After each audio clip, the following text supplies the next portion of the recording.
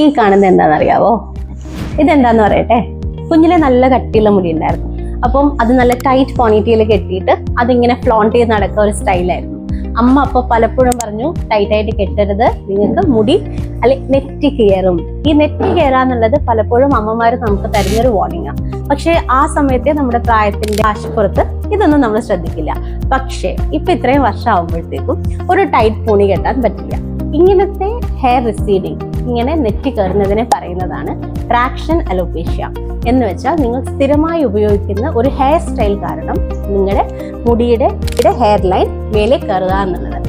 ഇത് സാധാരണ കണ്ടുവരുന്നത് ചില സ്പെസിഫിക് ജോബിലുള്ളവർ, ഹെയർ ടൈറ്റ് ആയിട്ട് കിടന്ന റിസപ്ഷനിസ്റ്റ്, എയർ ഹോസ്റ്റസ്, അല്ലെങ്കിൽ ഈ ടൈറ്റ് ബ്രെയ്ഡ്സ് ഇടുന്നവർ, ഇങ്ങനെയുള്ളവർക്ക് ഈ ഒരു ഇത് വരും. ഇത് നിങ്ങൾ എങ്ങനെ കൺട്രോൾ ചെയ്യാന്നുള്ളത്, ഫസ്റ്റ് ആ ഒരു ഹെയർ സ്റ്റൈൽ അവോയ്ഡ് ചെയ്യാം.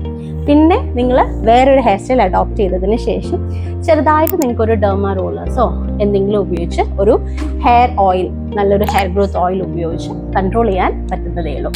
അപ്പോൾ അമ്മമാർ എപ്പോഴും നമ്മളെ വാശി കയറ്റാൻ പറയുന്നതായിരിക്കില്ല, ചില സമയം നമ്മുടെ നല്ലതിന് വേണ്ടി തന്നെ പറയാണ്. ലേറ്റ് ആയിട്ട് റിയലൈസ് ചെയ്താൽ ഇതേക്കൂട്ട് ഹെയർ പോണിറ്റെയിൽ കെട്ടാൻ പറ്റാണ്ട് എപ്പോഴും അഴിച്ചിടേണ്ടി വരും. Bye and take care.